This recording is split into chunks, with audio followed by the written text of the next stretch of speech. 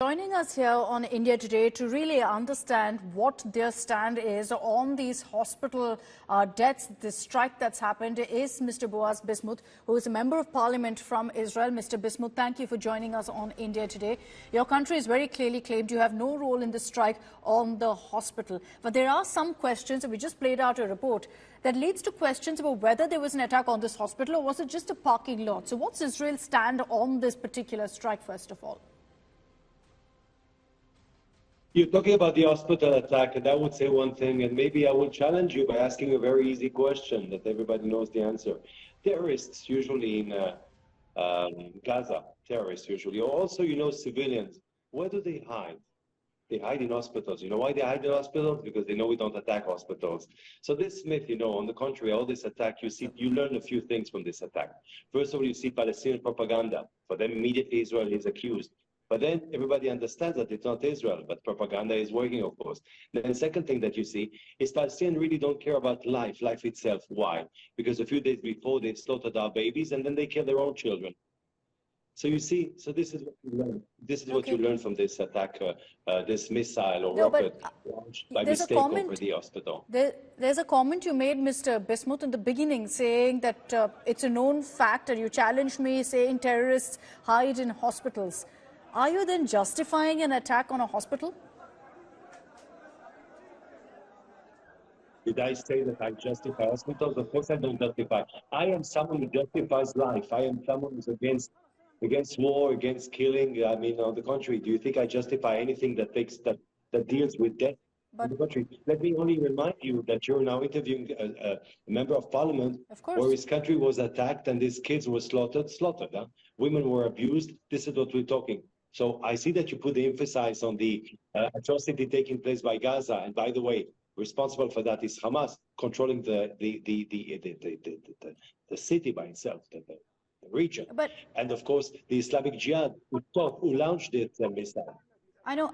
We'll talk about what's happened in Israel in just a bit. Just one more question, really, about what's happened in Gaza. And with all of these reports suggesting that it was a parking lot, not the hospital that's been targeted, do you believe that the death toll of 500 has been kind of created to ensure that there's an emphasis on the humanitarian crisis in Gaza that has been inflated?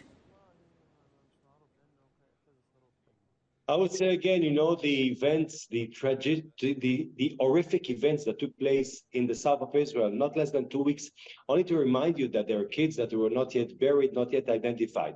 But if you want to speak more, to put emphasis on the hospital in Gaza, I said that I say it again.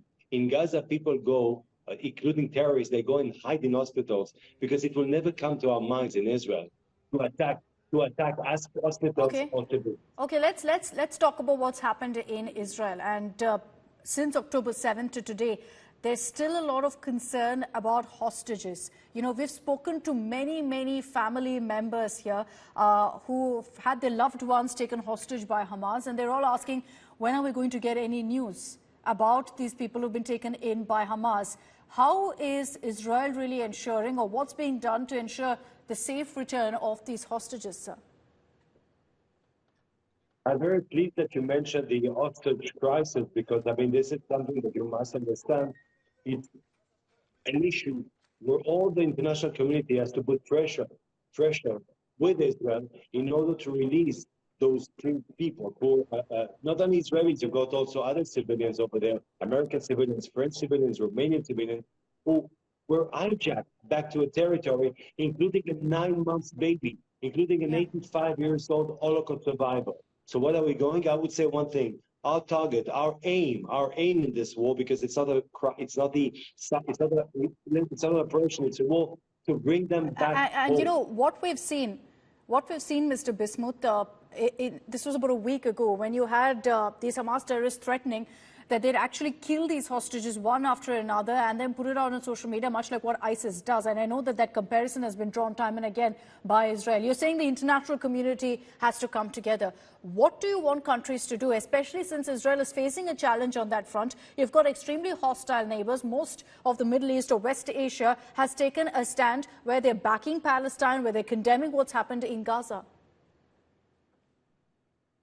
The fact that you made this comparison with ISIS is exactly, I mean, it shows that you have understood exactly what is happening. We're exactly in the same situation. Hamas is ISIS. It's exactly what you said. But I wouldn't suggest them. I wouldn't suggest them.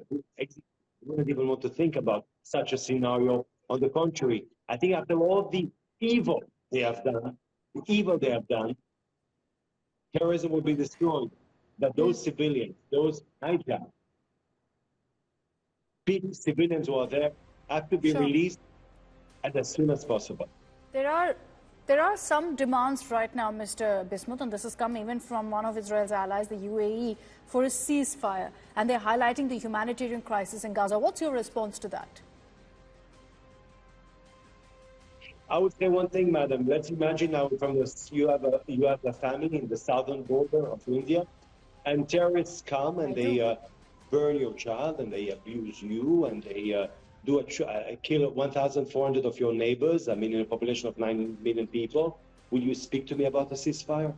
Would you even think of a ceasefire? Or would you have the desire to demolish terrorism in order to make sure that this will never happen again? We have to understand one thing. Terrorism, the same way that Al-Qaeda and ISIS, you will not ask the question and you will think or you will demand the destruction of such a group. No, I understand the emotion. The same. Hamas has to be and will be destroyed. I understand the emotion, Mr. Bismuth, but with all that's happened, and like I said, everyone talking about the situation in Gaza right now, has there been essentially a delay in Israel's invasion plans? Is that still going to happen? I know you vowed to eliminate Hamas. Can that happen without a ground invasion, sir? You must know one thing, first of all, again I say, we are not going, or we're not aiming and we're not targeting civilians. I have no problem with any person in the world. The state of Israel wants to live in peace with Christians, with Muslims, with Buddhists, with Hindus, with Jews, with anyone. I mean, we, as I said before, we worship life and we appreciate any belief. We love living and we love the world and everything is okay. Yet, we have neighbors that exactly are the same branch like ISIS, like Al-Qaeda, like in the past, the Vandals and the Attila the Hun. This is how back I have to go in history in order to find the comparison to what has happened. Now, I know it started, you're talking about the ground operation. I have no idea. I know one thing. It started with an atrocity. It will finish with Hamas being demolished. This is, okay. I know it started. I know it will end. What happens in the middle, wait and see. All right. Mr. Bismuth, thank you very much for taking the time out and joining us here on India Today. So that is an Israeli member of parliament making it very clear that nothing will come in the way of Israel's fight against Hamas right now and dismissing all talks of a humanitarian crisis in Gaza, saying talk first about what Hamas did to Israelis. You're tuned into India Today's War Room. I'm Akshita, Nandagopal, and let's break down for you on our conflict tracker all the latest you need to know on the Israel-Hamas war. Right now, everyone's talking about the Gaza hospital attack. So let's tell you about that first. Now, there are questions about exactly what took place. So to break that down for you using analytics and the latest graphics, we'll show you what are the claims being made right now on the hospital attack. Let's first break it down for you on a map. The blue here indicates Israel, the red is West Bank, and then you have, of course, that small strip there that we've marked out as Gaza. Now, it is within Gaza, in the northern part, really, of the Gaza Strip, that this hospital attack took place. Zooming into that particular location is where the hospital was. Now, here's Israel's claim. They say that a Hamas missile misfired and hit the hospital. The rocket launch site, according to Israeli radar information, is that the rocket launch site was very, very close to the hospital. And they've released footage to claim that this is the truth. So let's show you what Israeli authorities are claiming. They're saying that from the rocket launch site, very close to the hospital, there were missiles being fired towards Israel, which is why you see it going that way. Now, the hospital was in the path, in the line of fire. One missile misfired from Hamas, according to Israel, and hit the hospital, which is what led to these images that you see on your screens. Now, there were a lot of videos that showed the extent of damage of these massive raging fires and the hospital completely damaged and, of course, a huge casualty count. Hamas claims that nearly 500 people were killed in this attack on the hospital. They're maintaining that this was an Israeli airstrike. But heartbreaking images of children, women, people who had taken refuge in that hospital now, in fact, in a dire state, injured. But there are also questions coming up, and I'm sure you've seen it on social media, on whether this attack even happened in the first place. Let's get you some of the images that explains and decodes that for you. Now, if you look at, in fact, the before and after images, and these are satellite pictures that we're talking about, before the explosion, what we've circled right there for you is the site where, in fact, this reported blast took place, the hospital. Now, after the explosion, you see here, there's no crater, there's no massive evident damage reported. There's a reason we're talking about a crater and evident damage. Just keep in mind these pictures. I will talk about what you see outside the hospital and inside. First, outside the hospital, what's the evidence that a blast took place? This picture has been going viral. They've said that this is the aftermath of the blast in the Gaza hospital. So outside in the vicinity, what's clear is that this is the parking lot of the hospital. You see shrapnel around. You see fuel-related damage, meaning that vehicles are damaged, but there's no crater. If this was an airstrike and a massive one that demolished a hospital and brought it and raised it down to the ground, you'd see evident damage also on the road.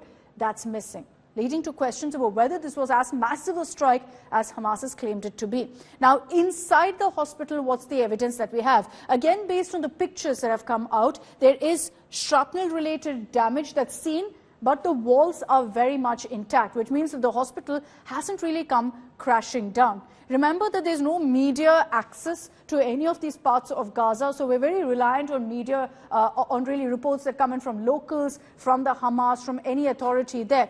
They're saying that the hospital has been razed to the ground. But these pictures have led to questions about whether there was an attack, whether there was this kind of a massive blast that took place in the hospital, or was it merely restricted to the parking lot? And does that mean then that there haven't been 500 plus casualties as has been reported?